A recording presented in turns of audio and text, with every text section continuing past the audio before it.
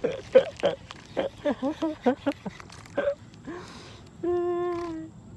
រីទី2ត្រីទៅវិញ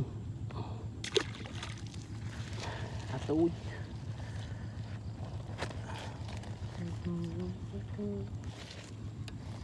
ពីត្រី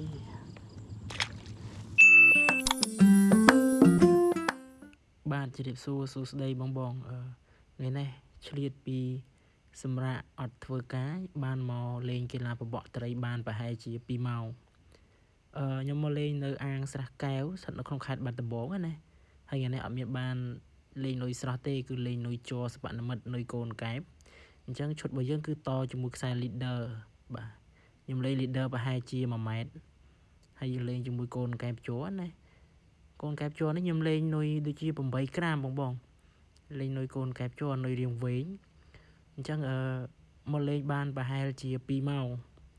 នៅក្នុងអាងស្រះកែវដូចជាអត់ទាន់មានទឹកពេញទេមានតែអូឬក៏បន្លាយតាមរបផ្លូវណាអញ្ចឹងខ្ញុំមកលេង2ម៉ោងបានត្រី2ក្បាលដែរប្រឡងទី1ខ្ញុំលេងបានត្រី1ត្រីកំពុងតែខំមានបងគាត់ចោះដោះមងអញ្ចឹងក៏ដូរប្រឡងទៅអញ្ចឹងមកគប់លេង2ម៉ោងឆ្លៀតលេងបានត្រី2ក្បាលដែរសួស្តីបងថ្ងៃទន្លេចុងសប្តាហ៍បាទយើងមកបបក់ត្រីលេងនៅអាងស្រះកែវនៅក្នុងខេត្តបាត់ដំបងបងអត់មាននុយកែបស្រស់លេងទេលេងកូនកែបជ័រនេះបាទកូនកែបជ័រប៉ុន្តែយើងមើលប្លង់នេះដូចទឹកហូរបាទមានត្រីចាំចាប់នុយចាំមើលគប់លេង 4-5 ខ្សែមើលចាំមើលបានអត់អរគុណច្រើនបងចាំមើលចាំទស្សនាតើ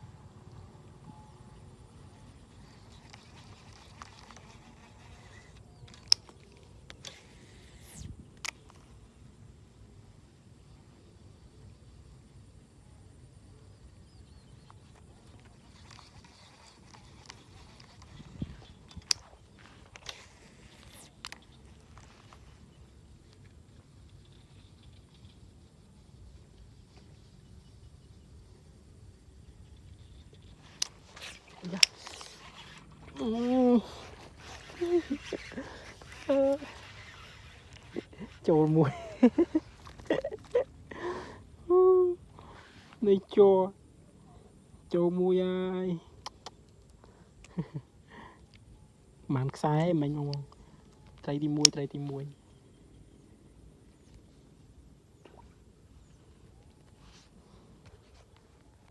ចូលហើយបងត្រីទី1អេមនុយជ័រខំកន្លែងវះទឹកហូរខ្ញុំអត់គប់ឆ្ងាយទេគប់បតណាអូនុយយឺតយើងលេងនុយជ័រអញ្ចេះដល់តែយើងចេះមើលប្លង់កន្លែងណាមានត្រីខំបើយើងគប់បែបអត់មើលប្លង់ទេគឺអត់ចូលទេអត់មានត្រីទេដល់ចេះមើលប្លង់ដែរចូលហើយបាទត្រីទី1នុយជ័រនុយសបនិមិត្តនុយកូនកែបបាទយើងលេងប្លង់ស្រែអញ្ចេះបងប្អូនតែមានវះទឹកហូរទឹកអីណាដល់យើងលេងនុយជ័រអញ្ចឹងដល់យើងមើលកន្លែងណាមានត្រីចាប់នុយដែរយើងគប់អត់បាត់លឺមាត់ចាប់នុយជីបចាប់ប្រសិទ្ធភាពមែនតើនុយកូនកែបជ័របាទត្រីទី1ប្រហែលជា5ខ្សែបងអេមែនតើប្លង់ថ្មីបងប្អូនប្លង់ស្រះកែវប្លង់ថ្មីបានមួយមែនឥឡូវចូលដល់ប្លង់ថ្មីមិញលេងបានត្រីបងគាត់ចុះដោះមួងបាទខ្ញុំសាកប្លង់ថ្មីដល់គ្នា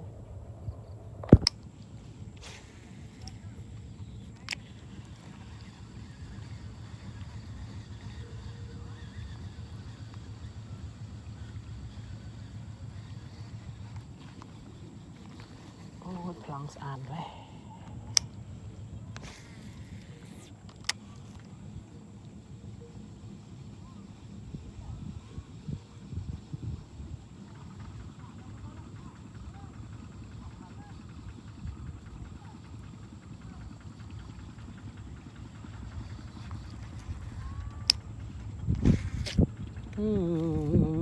ជប់ហើយតាក់ស្អី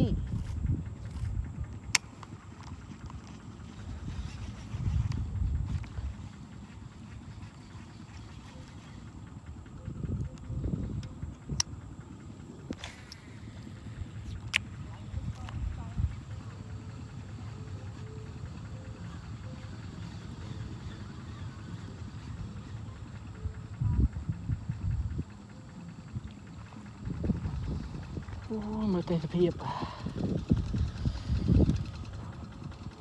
ស្អាតមែនទេ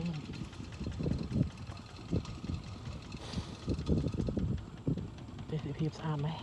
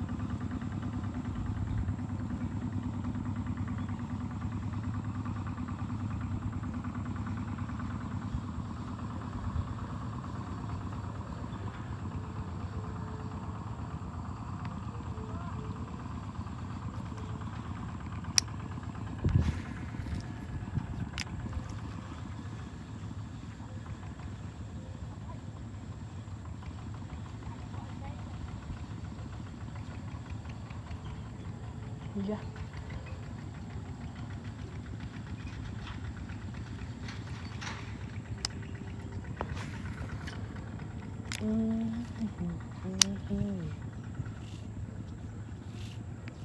ត្រីខាំមិនពាក់ចោលជារកស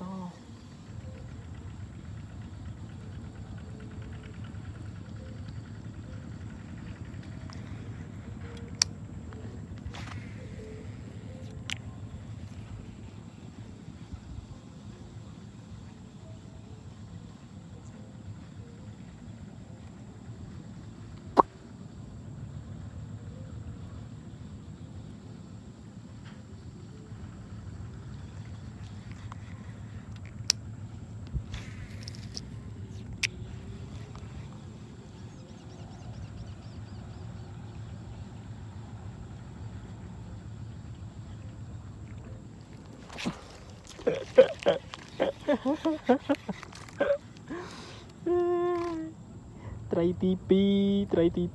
2អូហោះតាមនុយត្រីទី2ត្រីទី2បងប្អូនត្រីទី2ចិត្តមានត្រីទី2ត្រីទី2ត្រីទី2ចូលแล้วបងត្រីទី2ត្រីទី2អើយប៉ាន់នុយត្រីទី2ប៉ាន់នុយអូហោះមិញវត្តជ្រូដៃហោះអូសុបាយបាច់ញើសល្ងាចអូមើលទេសភាពបងប្អូនអស់តោះកប់សេរីត្រីទី2ត្រីទី2បងប្អូនហោះមិញប៉ាន់នុយសរុបលទ្ធផលទៅគឺថាយើងបានត្រី2អញ្ចឹងអត់យកទេគឺលែងវិញຕົកលែងពេលក្រោយទៀត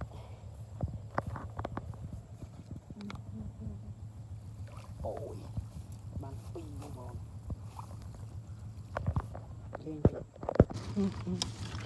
ត្រីលេងបានកម្រយកបានពីរត្រីមួយនេះធំ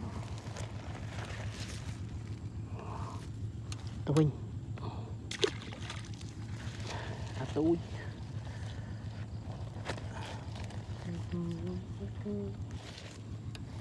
ពីរត្រីគឺថាស្អែកមកលេងទៀត